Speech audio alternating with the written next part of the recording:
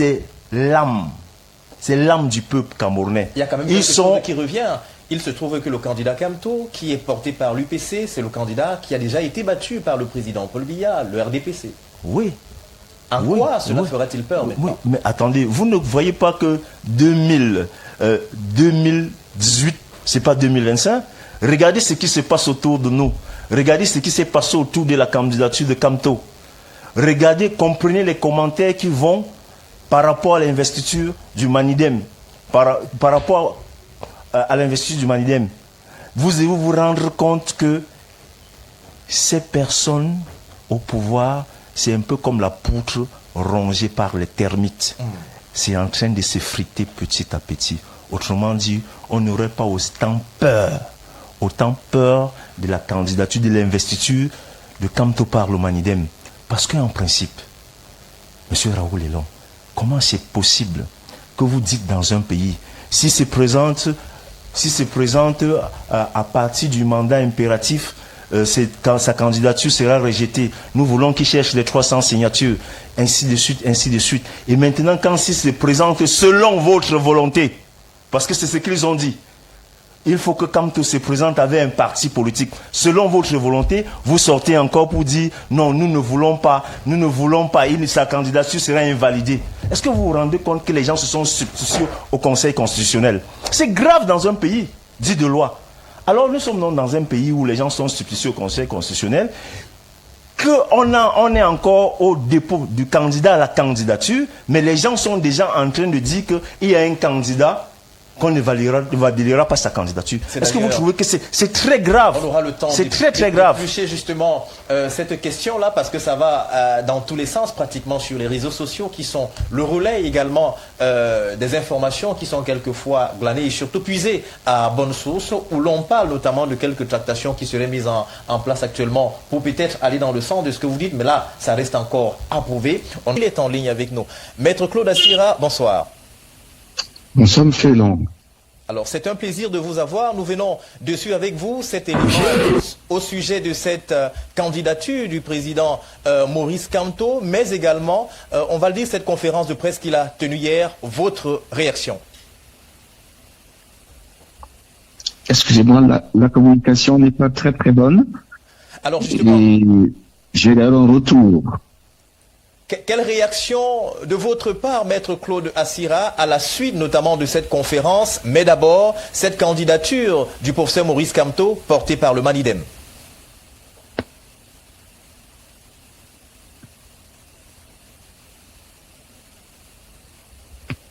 Alors là, de vérité... Allô, oui, allô? Oui, vous êtes en ligne. Allô. Oui, vous m'entendez? Très bien. Très bien. Alors, moi, ce que je voudrais d'abord remarquer, c'est que je suis étonné que tous les regards soient focalisés uniquement sur un candidat. Ils sont, je crois, je sais plus, 17 ou 20 à peu près, 30 déjà.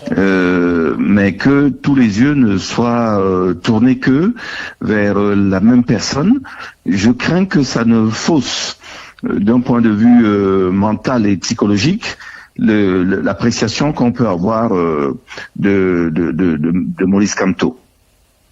Maintenant, je voudrais juste signaler que dans la foulée de ce que je vous indique, il a été le numéro 2. À aucun moment on ne se pose la question de savoir ce que a été le numéro 1.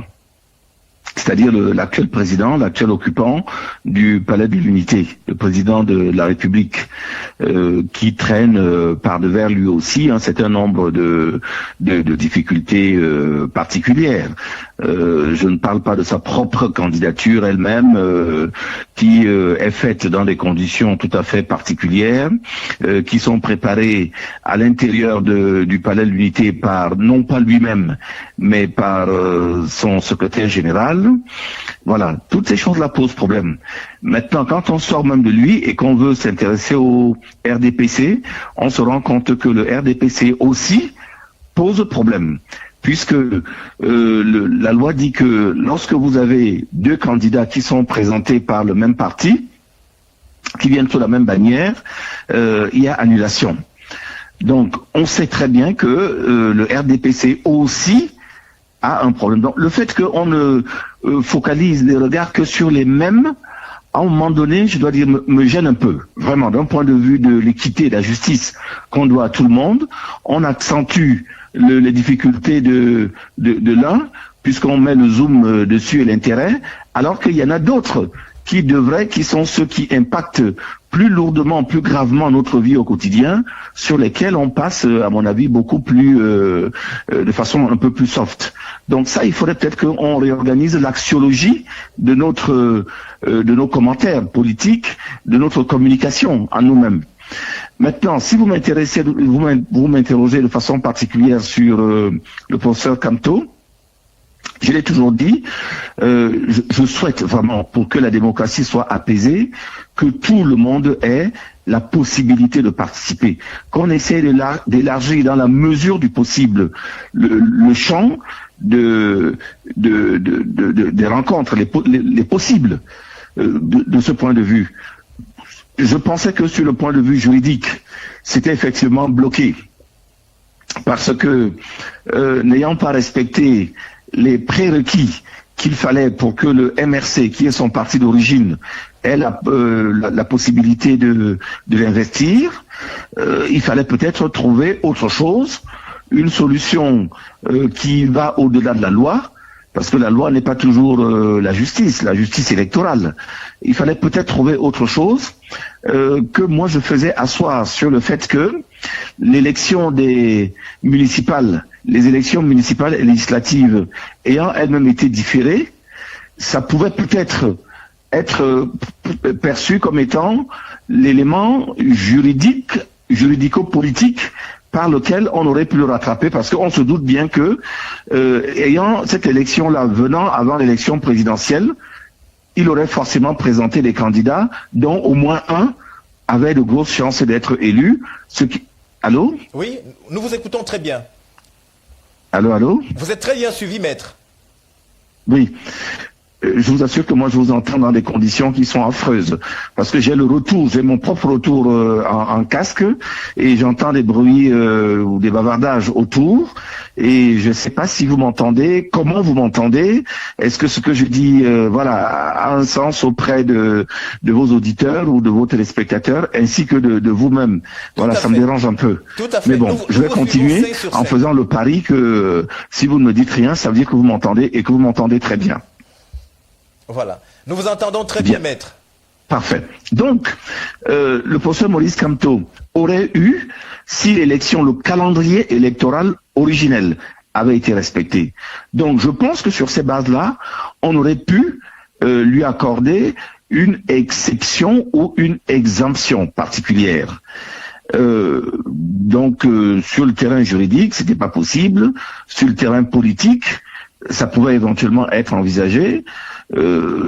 Quitte à ce que, même au besoin, on suscite que des élus lui donnent les 10 voix les 30 voix fois 10 dont il avait besoin sur l'ensemble du territoire pour pouvoir être apte à concourir. Et quand je dis ça, je dis pas ça seulement pour faire de la combine ou pour faire une sorte de tripatouillage. Dieu sait que j'ai horreur de ça.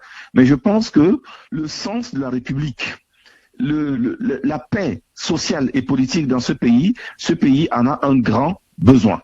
Et il ne me paraît pas, le professeur Kamto ne me paraît pas plus indigne qu'un autre à ces fonctions-là. Donc qu'il puisse au moins concourir dans les conditions que la loi actuelle, qui elle-même d'ailleurs est ce qu'elle est, permet, quitte à ce que, sur place, sur le terrain, on puisse voir s'il a été le meilleur, le numéro 1, le numéro 2, le numéro 3, etc. Il vaut mieux que, à la rigueur, s'il n'est pas élu, que tout le monde voit que il a eu l'occasion de compétir dans des conditions normales. Je pense que c'est ça qui est le meilleur gage de la paix pour les prochaines années. Alors, mais cela n'a pas pu se faire. Il a utilisé un autre biais. Moi, personnellement, je ne vais pas m'accrocher au rideau. Je vois parfois des gens qui ont des pudeurs de gazelle vous indiquer que le fait qu'il ait utilisé le manidem et autres, en lui donnant des noms qui sont d'ailleurs, je trouve, peu élégants, il parle de parti Yango ou autre, etc. Ces choses-là sont prévues par la Constitution du Cameroun. Rien moins que ça. Le texte fondamental.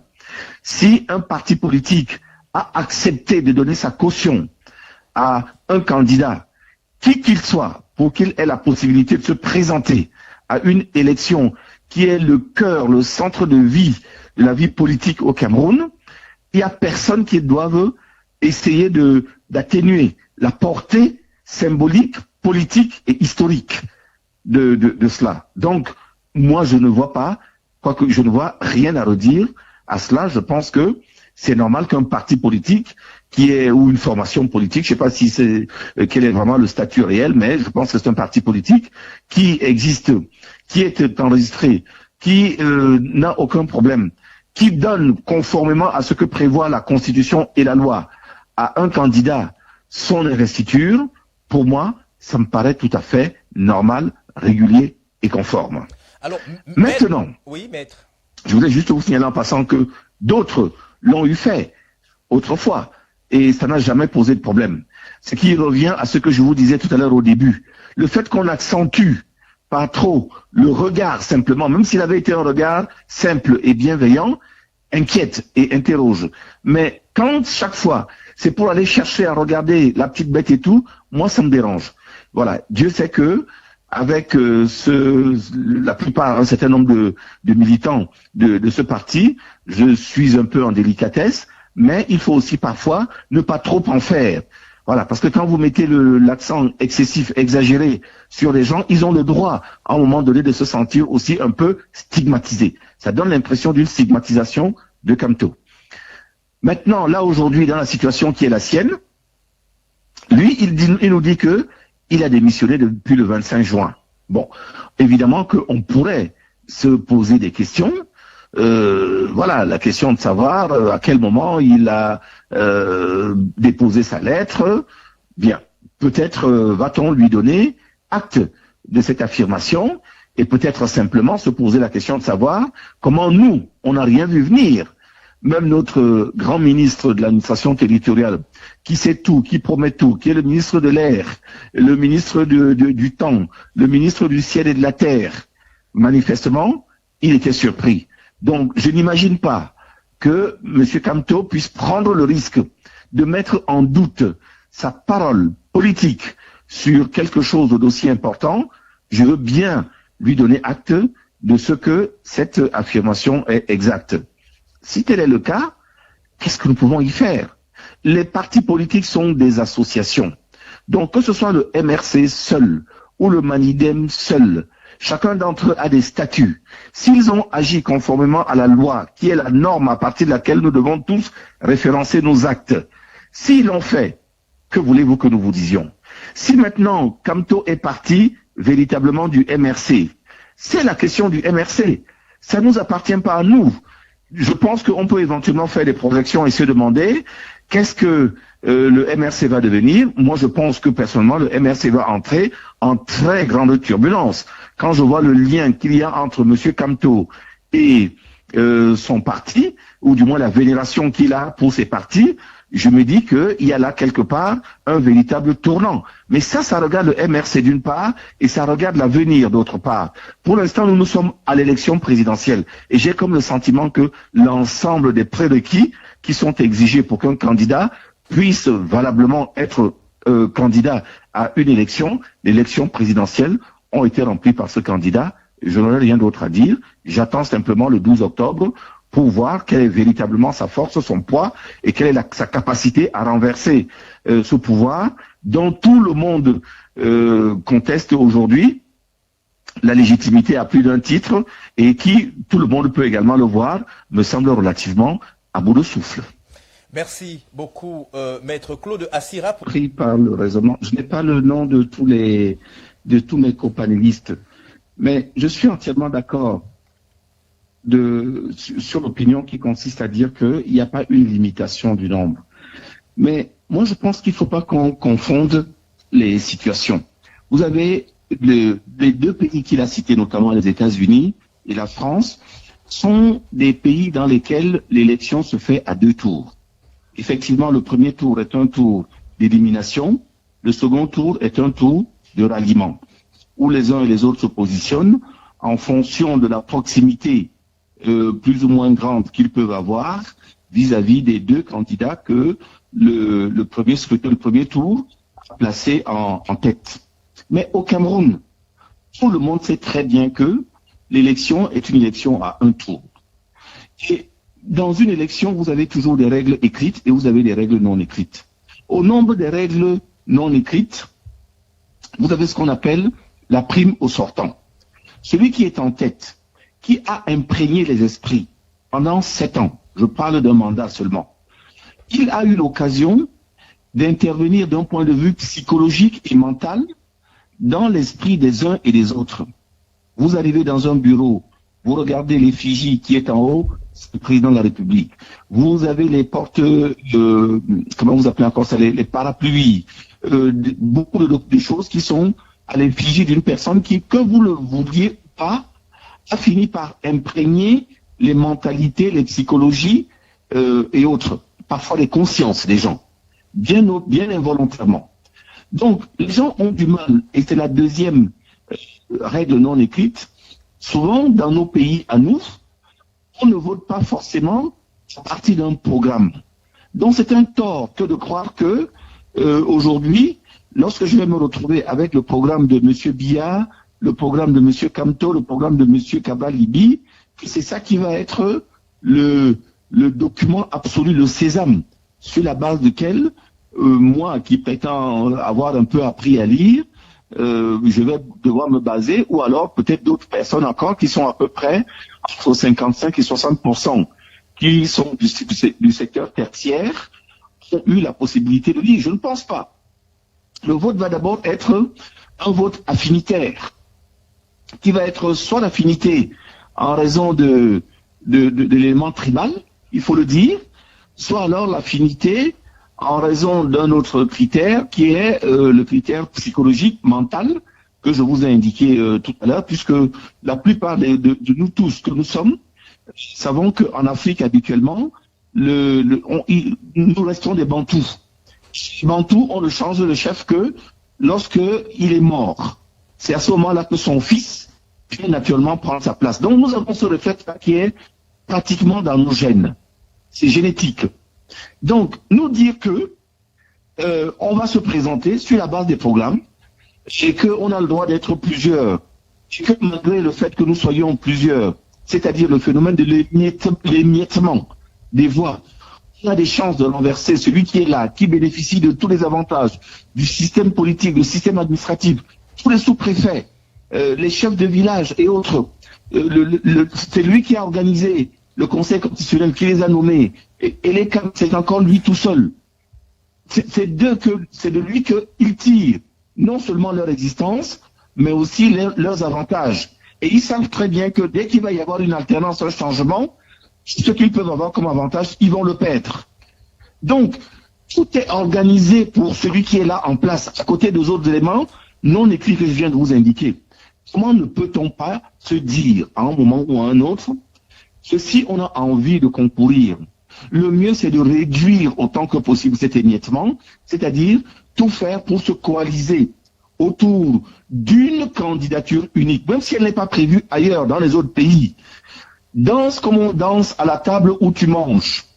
Donc je ne comprends pas ce mimétisme spontané qu'on doit avoir, parce que on a besoin de renverser quelqu'un dont on sait que sa seule présence, le seul fait, c'est pour ça que c'est pas pour rien que lorsque un individu, un kidam, fait un message où il dit que le président Biya, la main du président Biya a été ceci, vous voyez toute l'opposition qui est fébrile parce qu'ils se disent que ça doit vouloir dire que il peut se représenter. Donc tout le monde sait que le seul fait qu'il se représente constitue un événement fondamental, majeur.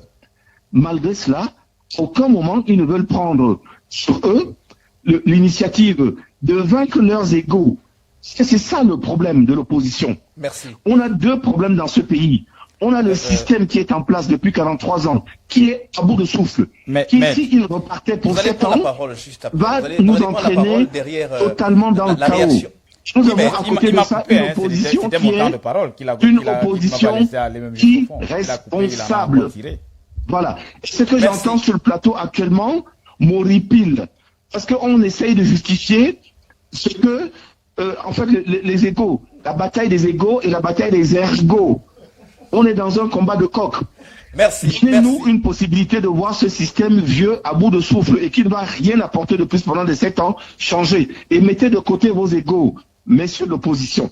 Merci beaucoup. Merci infiniment, Maître Claude Assira. Alors, je dois déjà rappeler quelque chose pour ne pas totalement aller dans votre sens. On n'est pas 3, il n'y a pas 3 contre 1, c'est-à-dire d'autres partis contre le PCRN. On estime justement que vous êtes tous des partis de l'opposition. Et d'ailleurs, ce sera pratiquement, sauf si le PCRN ne se considère pas comme parti de l'opposition. Alors, ce que vous êtes en train de dire semble justement vous mettre pratiquement dans une mauvaise posture qui n'est certainement pas celle que beaucoup de personnes qui vous suivent à la maison attendent. Alors, le téléspectateur qui nous suit peut-être a compris ce que je dis. C'est-à-dire que vous avez un représentant du Manidem qui est là, il parle au nom d'un candidat. Vous avez M. Guy Laurent Kwam qui est là, qui est du MRC. Il ne va pas prendre la parole pour parler d'un autre candidat. C'est ce que je suis en train de dire. Moi, je défends mon temps de parole. J'aimerais avoir un temps de parole conséquent. Samuel Andy, vous voulez faire si nous nous battons pour la même cause, si nous nous battons pour la même cause, chacun, vous permettez Claude, on va le dire Clément Joux, vous permettez qu'on puisse évoluer. Chacune des chapelles de l'opposition ici présente, honnêtement, on a envie d'aborder la question sous le prisme ou encore sous sa lunette. Et nous avons bien entendu des choses que nous voulons faire comprendre à ceux qui nous regardent. Et là, vous jouez notre rôle. Je vous prie de rester à votre place et de répondre à nos questions. Ça nous aidera et ça permettra justement à ceux qui sont à la maison de comprendre justement ce bal des candidatures. La question tourne autour notamment de cette candidature et notamment la fédération du 16 énergies qui pourra être à même de peut-être changer les choses. Si le PCRN ne veut pas que ça change, c'est tant mieux, mais je doute fort. Alors, justement, on revient. Mais voilà, Maître Asiga a coupé mon temps de parole et vous l'avez laissé intervenir après 30 minutes. Pendant 15 minutes. Vous savez, à un moment donné, permettez qu'on puisse avoir une très belle émission. Ça a toujours été le cas. Ne pleurnichez pas. On sait quand même qu'au niveau du PCRN, on connaît des gens qui sont gentlemen. On ne va pas jouer au jeu. Maître Assira a pris mon temps de parole. Vous êtes témoin. De toutes les façons, vous avez parlé un peu plus que les autres. Samuel Andy, accepte-le en un moment donné. Acceptez quand même qu'on puisse produire ou encore conduire l'émission. Vous n'allez pas briser l'émission. On vous sait très élégant. Merci. Alors, on va le dire, Guy Laurent Coin, merci de nous avoir rejoints sur ce plateau. On parle là de cette candidature portée par le Manidem, mais il y a d'autres éléments qui sont quand même frappants. On a vu le président Maurice Kamto qui, lors de la conférence de presse hier, a dit qu'il avait démissionné. C'était le 25 juin. Et 2 jours plus tard, le 27, il avait rejoint le Manidem. Une information qui est restée cachée pour longtemps. Question, pourquoi? Est-ce qu'au sein du MRC, vous saviez que le professeur Maurice Kamto avait démissionné? Je ne sais pas si l'information est restée cachée pour longtemps. Mais il me semble que nous sommes le 19 ou le... Nous sommes le 20. Le 20. Voilà, 20 juillet. Ça fait 3 jours que je suis dans les déplacements, donc je m'excuse pour le retard déjà à cette émission. Il me semble que entre le 25 et le 20 juillet, c'est pas longtemps. C'est moins d'un mois. Et pour des hommes politiques, c'est un temps extrêmement court dans l'activité politique constante que nous avons. Mais, Monsieur Elon, je ne crois pas que vous allez nous empêcher de faire 1 ou 2 remarques sur les interventions des uns et des autres. Je voudrais remarquer qu'il est 20h58 et que depuis le début de cette émission, nous avons pratiquement vu Monsieur Andy s'exprimer. Nous l'avons regardé pendant longtemps. Il s'est exprimé près de 20 minutes, 22 minutes, on n'a rien dit.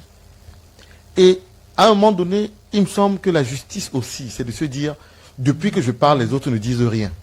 Je vais peut-être respirer le temps qu'ils disent quelque chose. À côté de cela, M. Andy, dans le fond des choses que M. Andy a dit ici, on peut aussi avoir des remarques.